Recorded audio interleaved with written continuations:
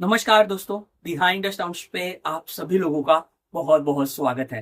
तो दोस्तों, कल है सुपर संडे, रोमांचक रविवार। एक ही मैच होगा, डबल हेडर स्पेशल। कल का मैच गेम नहीं होने वाला है, यानी कि जो एलएसजी और केकेआर का केकेआर वर्सेस एलएसजी का गेम आपको ट्यूसडे को देखने को मिलेगा। तो कल है एक ही मैच, मैच नंबर 19, जो रात को खेला जाएगा 7:30 बजे हैदराबाद में। एसआरएच वर्सेस जीटी के बीच में यह मुकाबला होने वाला है। पॉइंट्स टेबल पे अभी आप ध्यान दोगे तो आपको दिखेगा कि गुजरात टाइटंस पिछले दो मुकाबले लगातार जीतने के बाद अब वो चौथे स्थान पर आ चुके हैं। जीत की हैट्रिक लगाने के लिए जीटी बेताब होगा कल, और अगर कल हैट्रिक लगा दी उन्होंने जीत की, तो वो तीसरे स्थान पर जा सकते हैं 6 अंकों के साथ, यानी कि टॉप 3 के अंदर वो घुस जाएंगे। फिर अब एसआरएच की बात करें तो वो पिछला मुकाबला कोलकाता से बहुत बुरी तरीके से हारी है। उसकी वजह से अब वो 10वें स्थान पर आ चुके हैं और उनका नेट रन रेट भी बहुत खराब हो चुका है। कल जो मुकाबला खेला जाएगा, एसआरएच अपने घर में खेलेगा। और आपको पता है कि यह वेन्यू किस चीज के लिए जाना जाता है। एसआरएच की स्ट्रेंथ उनकी बल्लेबाजी है, उनकी ताकत उनकी बैटिंग है, जहां पे Travis head, Ishan Kishan, Abhishek Sharma, हेनिच Klaasen, Nitish Reddy, Aniket Verma, Kamindu Mendis, कुछ ऐसी बैटिंग लाइनअप आपको दिख सकती है।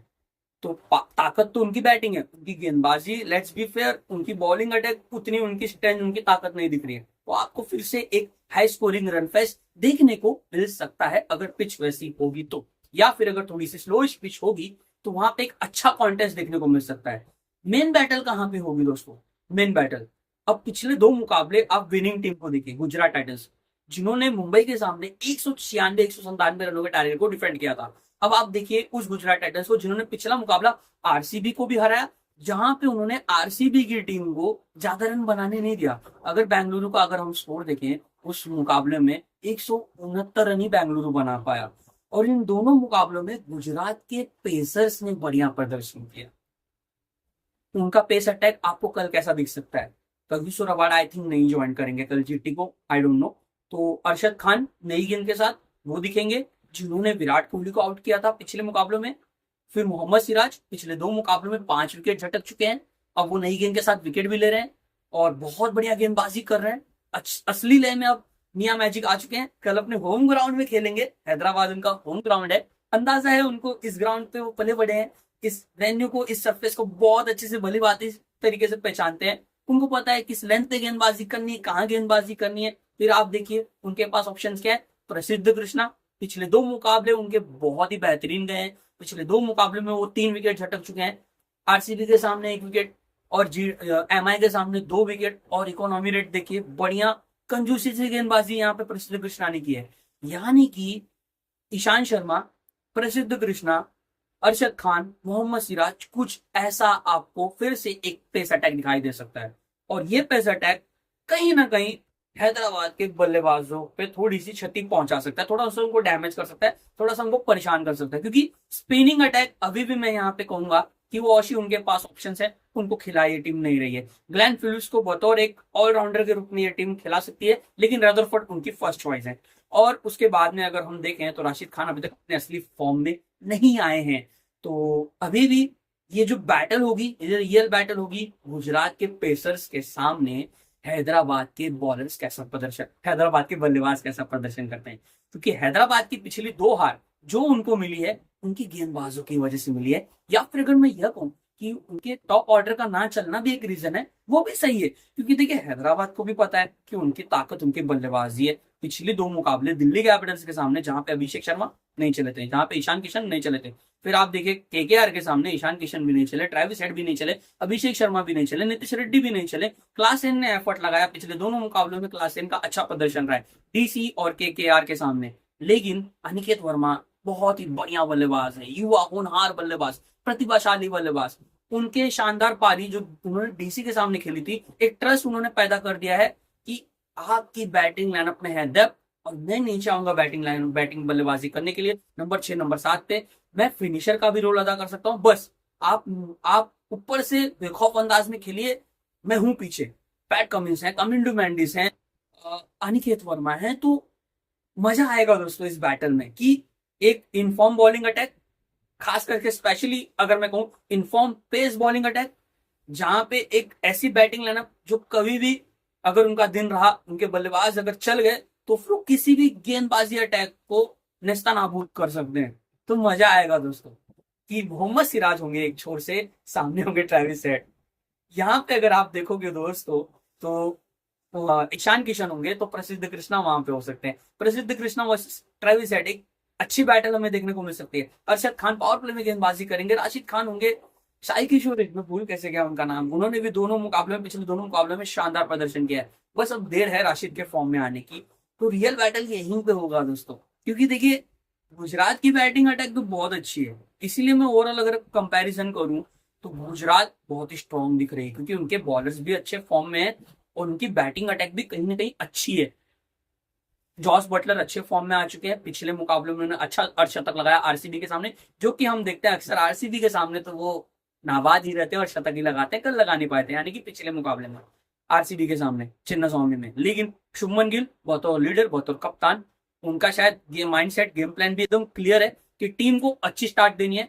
साई सुदर्शन को करें आप, थोड़ा समय लीजिए, आप भी खेलिए एग्रेसिव होकर। और साई सुदर्शन बहुत अच्छा काम कर रहे हैं, बहुत अच्छे 250 लगा चुके हैं टूर्नामेंट में, बहुत अच्छे बल्लेबाजी कर रहे हैं, ऑरेंज कैप की रेस में है।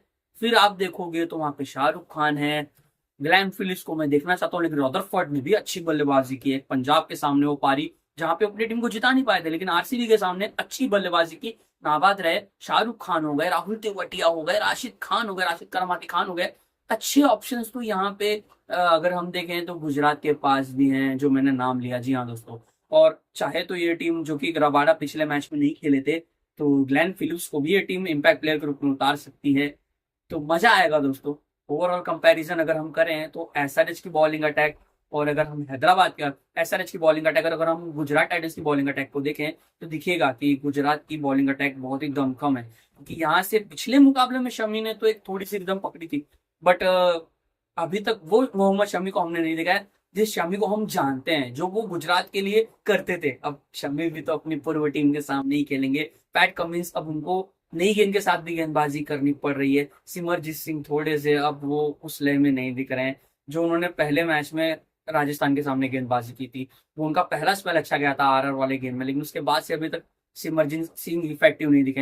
हर्षल पटेल अनुभव है, पर्पल कैप विनर है, लेकिन विकेट्स की अपेक्षाएं होंगी यहाँ पे एसआरएच की टीम को हर्षल से। लेकिन एक अच्छा नाम यहाँ पे मैं कहूंगा जिसने बहुत बढ़िया काम किया है, वो है यहाँ पे जिशान अंसारी। जिशान अंसारी ने बहुत ही अच्छी गेंदबाजी पिछले दोनों मुकाबलों में की है। बहुत ही अच्छे ये लेगी स्पिनर हैं, इंडियन युवा लेग स्पिनर, इनको ग्रूम करना चाहिए एसआरएच की टीम को।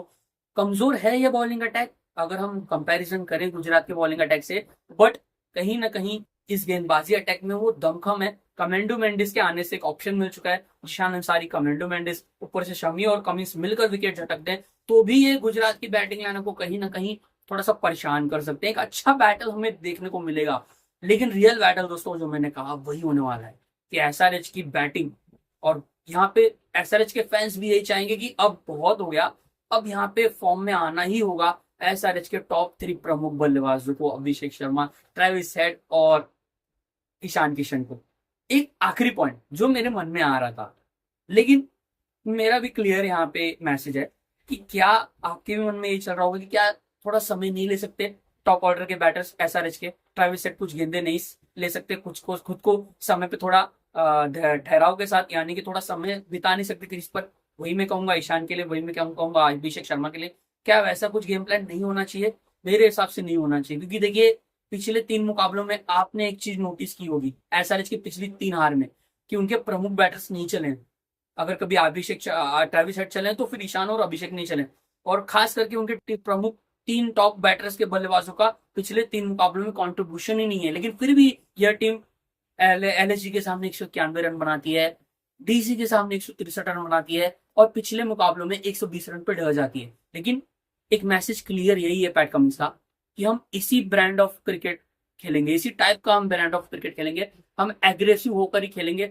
हमारा गेम प्लान यही है, अगर हमारी पहली बैटिंग आ जाए तो भी हमें 200-250 रन ही बनाना है, और इसी माइंडसेट के साथ एसआरएच अपने आने वाले सारे गेम्स खेलेगा।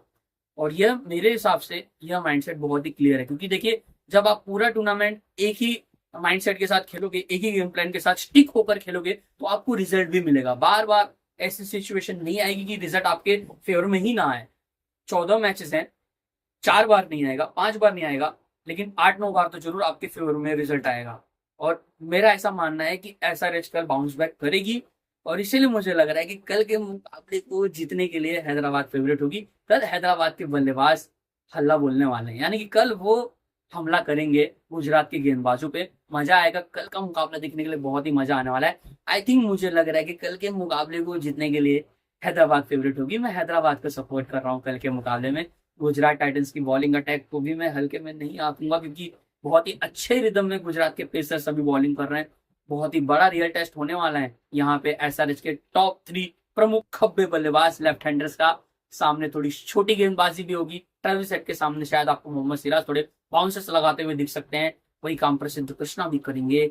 मजा आने वाला है दोस्तों, बहुत ही मजा आने वाला है। तो उम्मीद करता हूँ ये वीडियो भी आपको जरूर पसंद आया होगा। अगर आपको ये वीडियो पसंद आया है तो प्लीज इस वीडियो को जरूर लाइक कीजिए। इस वीडियो को आप शेयर भी कर सकते हो अपने दोस्तों के साथ, जिनको क्रिकेट में रुचि है, क्रिकेट में इंटरेस्ट है, जो आईपीएल 2025 को बहुत ही क्लोजली फॉलो कर रहे हैं। अपनी फेवरेट फ्रेंचाइजी के मैचेस को वो बढ़िया तरीके से फॉलो कर रहे हैं, उसको देख रहे हैं, लेकिन बाकी सारे मैचेस को भी ध्यान से देख रहे हैं। तो उनके साथ इस वीडियो को जरूर शेयर कीजिए। और अभी तक अगर आपने मेरे इस यूट्यूब चैनल को सब्सक्राइब नहीं किया है तो फटाफट जाके अभी सब्सक्राइब के बटन पे तुरंत जाके क्लिक कर दीजिए दोस्तों, क्योंकि ऐसे और भी कंटेंट्स में ढेर सारे आपके साथ लाने की कोशिश करूंगा। तब तक के लिए मैं आपसे लेता हूँ इजाजत दोस्तों। अपना ख्याल रखिए, स्वस्थ रहिए दोस्तों। बाय बाय, टेक केयर, जय हिंद दोस्तों।